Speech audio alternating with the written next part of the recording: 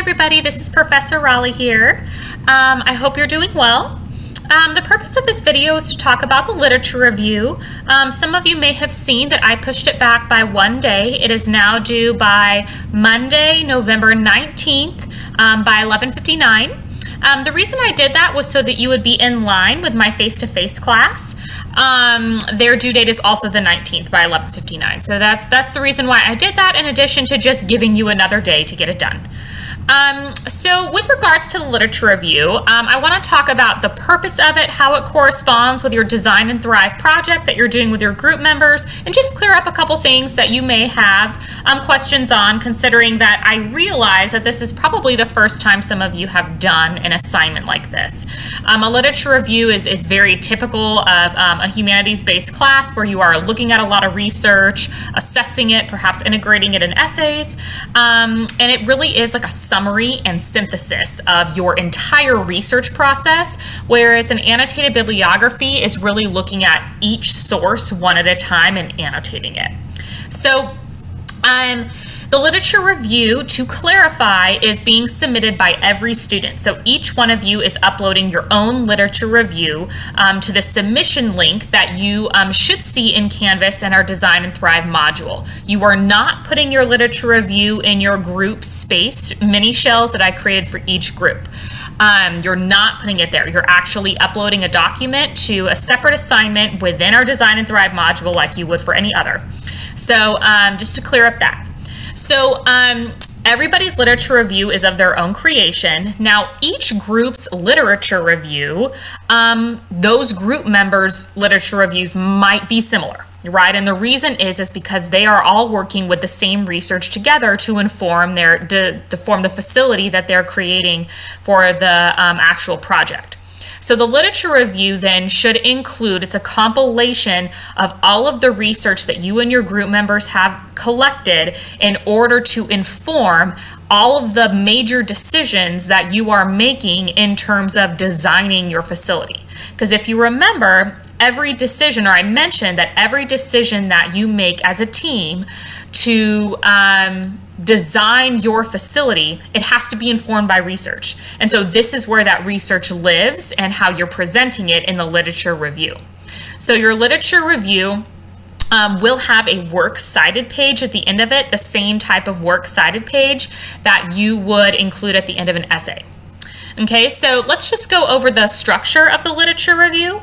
Like I said, everybody's will be slightly different, with the exception that each group, the members within that group are going to have similar literature reviews just because it's their same research. So the first paragraph in your literature review is more of like a context paragraph. So you're sort of introducing the research in terms of your facility. So you may want to mention in that intro paragraph what the facility you're designing is, your sort of overall mission and vision for that facility, how it's going to function, so that the research, that you reference below that intro sort of makes sense. Okay, so everybody's context paragraphs will be slightly different. So, and that's to be expected. Okay, so your first paragraph, again, providing context for the topic. The second paragraphs, or the second section, which would be paragraphs probably 2 through 4, is going to be where you're synthesizing and summarizing your research collectively. So what is the overall conversation that you got from your research, right? What should facilities designed for student success do, right? Based upon the research you gathered. Maybe some of your research is really, really specific to like maybe the types of activities you do in a success center. Maybe some of that research is specific to how like fitness and physical activity fits into the design of your center. It doesn't have to, right? It's just an example. Some of the research might be from your research activity submissions that each of you have been doing.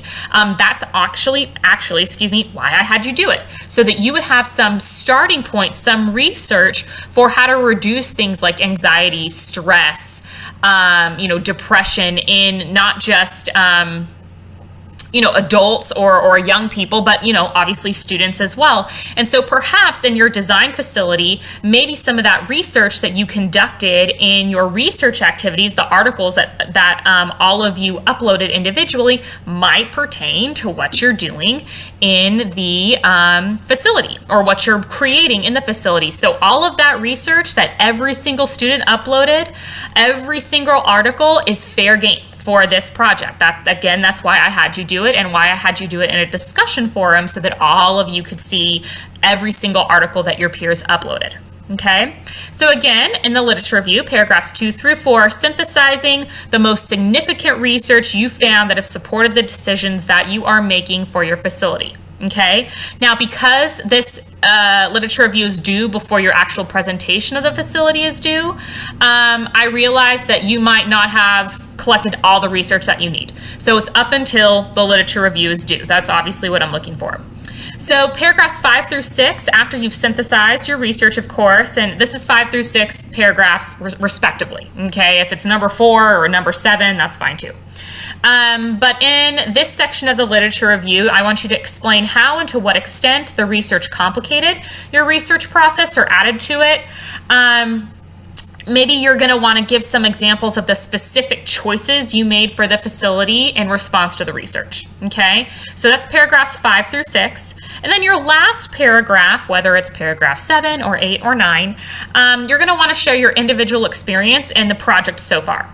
So what are the obstacles that you and your team members have encountered? What are some of the successes that you would identify? And then maybe a little bit about your overall experience personally. Like, what did you realize about yourself? The positives and negatives. Okay, so again, all the breakdown of the literature review in terms of paragraphs is in the Design and Thrive module under organization and process for the literature review. And that's actually the assignment submission link. So you're going to upload there. And then prior to the organization and directions, I made a little kind of purpose and function statement to give you sort of an intro to the lit review as well. So review that too. Again, this video just serves in addition to those resources. Okay, so hopefully that's cleared up a little bit about the literature review. Again, this is an individual assignment. Okay, so as always, please feel free to send me an email or visit me during my online office hours. P.S. Those don't get utilized very often, so use them if you need to. And of course, my face-to-face office hours are open to all of you as well. Okay, so I'm trying to think. I'm pretty sure that's it. So short and sweet. We're under 8 minutes, so I'll end it now. Have a good rest of your day, and good luck working together. Okay, bye guys.